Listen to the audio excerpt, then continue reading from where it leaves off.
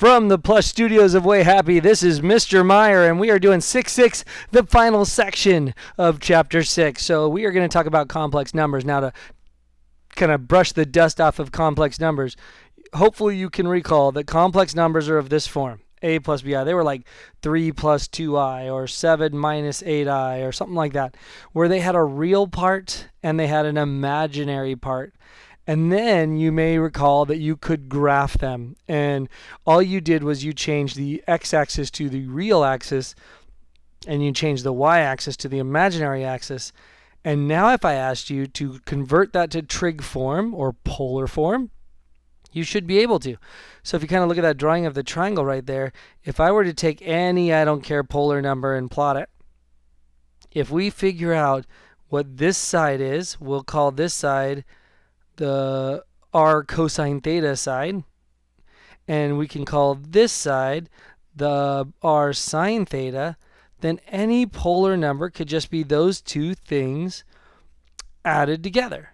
So I would have r cosine theta plus r sine theta, but this would be in the imaginary direction, so this would be, the I direction. Now we don't want the I to be confused with the theta. So what happens is a lot of times people might write it like this: r cosine theta plus r I sine theta. I don't know why my r has a dot on top of it, but r sine theta. Or they might even condense out and pull out the r and have r cosine theta plus I sine theta.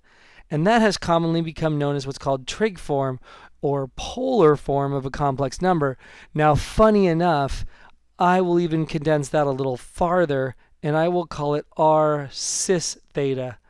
Cis standing for cosine I sine, just to remind you of what it is. Because really, polar form has a radius and it has an angle, and so therefore, if we're going to be an imaginary form, why not just have the radius and the angle and just put the word cis in between? So with that knowledge, let's go ahead and figure out what the heck is going on here. So look at my first example. Find the trig form of 3 minus 3i. So there it is in rectangular form, 3 minus 3i, and I want to change that to polar form. It's the same beast, right? We are just going to figure out what the heck is r. So we know the formula r squared is x squared plus y squared. So for us, this is 3 squared plus negative 3 squared, which is going to be 9 plus 9, which is root 18. So probably a little better, 3 roots of 2. So there's our r value. And then I'm going to go ahead and find the angle. So I know that this is the arctan of y over x, so negative 3 over 3. And by the way, if you're thinking, where the heck is that? Negative 3 would be down here. Just give me an idea of where it is. Then I know that I'm going to get on my calculator negative 45 degrees or negative pi over 4, whichever mode your calculator has to be in. And you've now got your answer. So the way you'd see me write this is r cis theta. So let me write this as 3 root 2 cis negative 45 degrees. And a little heads up, you might see the book, or you will see the book, refer to it as 3 root 2 cosine of negative 45 degrees plus I sine 45 degree, negative 45 degrees. And you might see now why I prefer cis, just because that takes so long. But you got to realize that those things are exactly equal. It is just the shorthanded form of it. Now, polar coordinates, we already know that this answer is not unique, that there are many other ways to describe that answer. You could add 360. You could write it in radians, radian angle measure. You could, add 2 pi, subtract 2 pi's. You could change the radius and only add 180s. So there's all different ways that you can produce that number. Now, let's talk about multiplying complex numbers, right? So down here, you notice I give you two complex numbers, and I want you to find the product of them. Well, there's a little formula for that. Right here is the product formula, this guy in the middle. And all you'd have to do there is, you notice, if you multiply two complex numbers together, then all you do is multiply their radii and add their angles. That's all you have to do. So, kind of in my shorthand version, I would have something like R1, R2, cis, angle 1 plus angle 2, and that's all I would have. And then you just multiply them together and you add the angles and you are done. Now that's a really neat proof, and you can really try that if you want. And you will see that you get some nice work. I think the book might even do it, so you'll have to look into it. Division, radius 1 divided by radius 2, and then you just subtract the angles, and you have yourself a very beautiful formula. So these are your two product and quotient formulas. You probably want to memorize those because they aren't too tricky. And just remember that multiplication is the addition of angles, and if you do division, it is the subtraction of angles, and life should be pretty good. Now here comes the hard part. Where the heck is 1 negative I? So 1 negative I is right there. Let's go ahead and find out how the heck we're going to convert that to polar form or trig form of a complex number. So again, I need r, which is 1 squared minus 1 squared is going to be still root 2. And I need theta, which again to me looks like negative 45 degrees. And then, so that one's done. I also need this root 3 comma 1 guy. So root 3 this way and 1 up this way is going to be right there. If I do a squared, b squared, c squared, I'm going to get 3 plus 1 is 4. Square rooted is 2. So I know that the r value is 2. And now I just need the angle. Now, if you remember, who has an angle where this is root 3 and this is 1? That definitely, if you think back to all the work you've ever done, or if you want, I can say it is the arctan of 1 over root 3. Now, again, I don't know quite sure what that is, but I will recognize it a whole lot better if I know it as 1/2 over root 3 over 2 by folding down my fingers. Remember, sine is the bottom and cosine is the top. So if I fold that down, I know that that is going to be 30-degree angle. So now I know that this is 30 degrees. And after all that work, I can finally tell you what the product is. I multiply the two r's, which is 2 roots of 2. And then I write the word cis. And then I just add their two angles together, which to me looks like negative 15 degrees. And there is the multiplication of those two very confusing complex numbers, but finished, right? And I can even now give you the r theta version of that. What about quotient? Again, quotient kind of same thing. First thing I want to do is figure out the numerator. That's right 1 and down root 3. So right 1 and down root 3 is right there. Let's call that 1. Let's call that root 3. And so if I need to figure out what that is, a squared, b squared, c squared, again, that's going to have an r value of 2. And the angle for that bad boy, again, if you have the arctangent of opposite would be root 3 over 1. Now I just have to figure out who that is. Again, those are going to be both divided by 2. Who has the sine of root 3 over 2? Well, that looks to me like that is a 60-degree angle. So theta is going to be negative 60 degrees because it's down in quadrant 1. So now I know exactly what my r and my theta are for that first part. And now I want to find the second angle, this 3 plus 3i guy. Where does he look like? Well, he's 3, 3. So that is definitely a 45-degree angle with a radius of root 3 root 2 and an angle of 45. And so now I can actually solve this division problem. The division is you actually divide the two numbers. So r1, which was 2, over 3 root 2, cis, and then subtract the angles. Negative 60 minus 45 is negative 105. And I have the division of two numbers. So remember the formulas. They are multiply the radii and add the angles, or divide the radii and subtract the angles. Remember, this is just polar form of complex numbers. So really it's polar form with the word cis in between, just like when you were in rectangular form and you were introduced to complex numbers, they still had an x and y, but they just tagged it on and made it a plus bi, or really most people thought of it as x plus yi. And so you were still given x and y. Here you're still given r and theta. You can just go ahead and make your forms And all the conversions still work back and forth. All right, good work. And now let's talk about de Moivre's theorem. De Moivre, French guy. And what he came up with is after doing taking a bunch of complex numbers and raising them to powers and messing around with it, he came up with a great little formula. And so what he noticed was, you can see it in the green box there, but really, if you can convert this to trig form, then all you have to do is raise the radius to the power that is given, and then cis, and then multiply the angle by the power, and you get yourself the answer. And so let's go ahead and show you how it works on example 2. So the first thing I'm going to do on example 2, obviously, is first turn it into trig form, which means I'm going to figure out what r is. So that's negative 2 squared plus 2 squared, and then all of that's going to get rooted. So to me, that looks like 4 plus 4 is 8, and the square root of 8 is 2 root 2. So we got r, and then my theta, if you think about where this drawing is, I can already tell it's going to be a 45, but whereas it's negative 2, so it's right up here, my theta looks like it's going to be what? 135 degrees? So theta is going to be 135 degrees, or if you were a fan of the polar coordinates, which I hope most of us are getting there, where we can put it in radians, we will get 3 pi over 4 radians. And now FOIL this out. So you got one option. You could sit here, write this out 4 times, and multiply it all together, have a grand old time.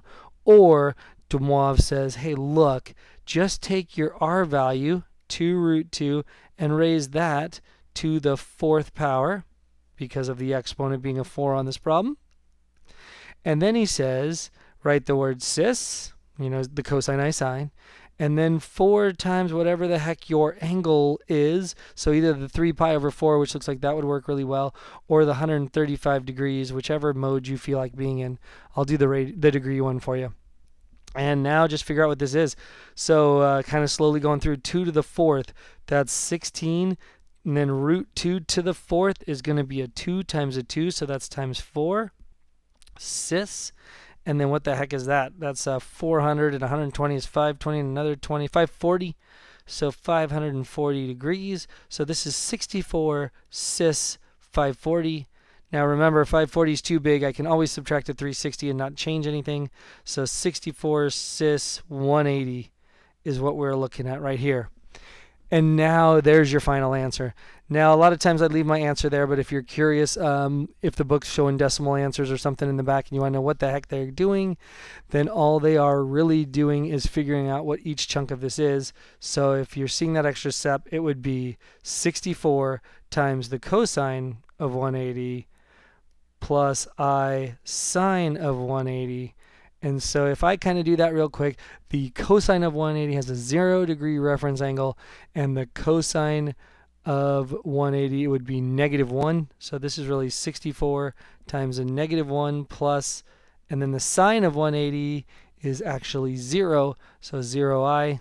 So then they would distribute that through, and they would give you -64 plus 0i, or what most people would just call -64. So if you raise -2 plus 2i to the 4th power, your answer will be -64. So you could have FOILed that all out 4 times, or you could have said, hey, wow, it's just -64 by doing de Moivre's theorem. So thanks, de Moivre. That's great. And now, let's give you one of those. All right, great work. Now the roots of a complex number. Now this is intimidating when you first see it, but it's actually kind of fun to do and kind of a neat thing to see.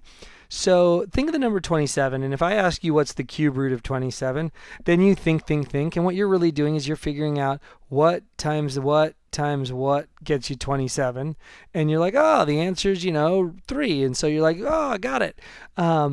That's way fun, but it's even more fun when you think about complex numbers, because you have to think what times what times what, will get you that original number. And if it's in polar form, those angles are going to be changing all the time. So the radius would still stay the same, but because the angles will be changing to finally get you back to whatever you were at. And that is going to be the craziness, because polar forms are just such weird numbers to solve. So there's really only 2 steps, believe it or not. If you're going to find a root, they will tell you what root they want you to find. So I want to find the fifth root, meaning what 5 numbers multiplied together will actually give me this. And that's going to be insane. But here's the 2 steps you need to do. There are 2 basic steps, right? Those 2 basic steps are, the first one is just do the nth root of r, cis, the angle over n. And then after that, just keep adding 360 over n to that first angle. Just keep adding it, and that will get you all of the parts. That'll get you all the pieces. So you'll get that first piece, and then you'll just keep adding a new angle, and you'll get all those other pieces until finally you're done in a complete circle. And so let's go ahead and try this. So you see the first problem we see, the fifth roots of 4 minus 4i. That means n is 5. And then I would really like to know what r is. So r is, again, 4 squared plus 4 squared, so that's 16 plus 16 is 32. I think now we're all kind of getting used to that is 4 roots of 2. And where the heck is that angle? Well, that's 4, negative 4, so to me that angle is negative 45 degrees. And so there is all the information that I need to get me started. So now let's start finding all 5 roots. So the first root we will look for is just the fifth root of 4 root 2. Oh gosh, that's already a gross start, right? What the heck is the fifth root of 4 roots of 2? So I'm going to try to simplify that down a little bit. If I have the fifth root of 2 squared times 2 to the half, right? Because 2 squared is 4. That's where I'm getting the 4. And I got 2 to the half. That's just the square root of 2. So at least that looks a little better. So that now looks like the fifth root of 2. Now remember what you do. You have the same base. You keep the base. You add the exponents. So that's 2.5 or 5 over 2. All right, and now I can finally raise that to the 5 over 2. I can raise that to the 1/5 power. So that looks to me like 2 to the 5/10 or just 2 to the half. So this is really just a fancy way of saying the square root of 2. So that's all that was. Whew. A lot of work for that first step. Well, things are feeling a little better now, because as I continue on this road, the very first answer, still trying to do step 1, would be root 2 cis our angle, which is negative 45, divided by n, which is 5. So for me, that is going to be negative 9 degrees. 45 over 5. Negative 45 over 5. And that is our first answer in the list of numbers that multiplied together will get us 4 minus 4i. So that's like we just found this guy, right? But now because it's polar, we now have to continue this pattern by just changing the angle and getting all the next levels of numbers, and that will all multiply together. So, and that's this second step, which says, hey, take your 360, take a full revolution, divide it by how many roots you want, so 5. I think that turns out to be 72 degrees. So just keep adding 72 degrees to your angle, and those will be all the different parts. So we got the first part done. Now if I want to find the second part, it's that same radius, cis. Now just add the angle, so negative 9 plus 72 is 63. And now add another 72, so that's root 2 cis 63 plus 72 is a 135. And so now I got 135. And now add another 72, so root 2 cis adding a 72 is 207. And one more time, root 2 cis adding a 72 is going to give us 279. And the funny thing is, if I'm saying I'm acting like I'm done, and the reason being is I've done this before, but if you added another 72 right now, which you would be your next step, you would get, what is that, 340, 351, and notice 351 degrees we've already done. That's negative 9 degrees. So you would be right back at where you started from. And so that's kind of how I knew I was done. Also, if you're doing a fifth root problem, you should have 5 roots, right? A cube root problem had 3 numbers. A fifth root then should have 1, 2, 3, 4, 5. That's also another reason I know I was done. So all of these guys multiplied together would get us our final, our original problem, right? The fourth root of 2 minus 45 degrees, cis 45 degrees. And you could actually try it. You could multiply all these out using that earlier formula, that multiplying where you multiply the r's together and you add the angles together, you will see that this will end you up all the way back to where we started. And it's crazy. And it's kind of a neat thing to do too, is if you have the time and you're really curious, plot this. What will happen is, this is going to be a horrible plot, but what will happen is if I go -9 degrees and I go out root 2, I'd be like right there, say. And then I go 63 degrees, say is here, and I go out root 2 is like right there. And then 135 degrees and I go out root 2, that's like right there. And then 207, a little bit past 180 and go out. And then 279 is like right here. And what it does is it takes the circle that goes through all those points, right? That circle, and it spaces them equally out. And that's just so fun. I mean, just amazing is what it does, is it spaces all those out. So when you multiply them all together, you get your original problem. Mind blown, right? That is just insane. That is just insanely fun. So just wanted to kind of share that with you. You got the roots of unity, which is just a special root problem, which is really just do the same thing we just did. And we'll probably talk about that in class. And if you graph this, that's also what I was just talking about. You will see the evenly spaced parts of the circle, which are just way too cool. And so that's it. Have a great day and stay happy.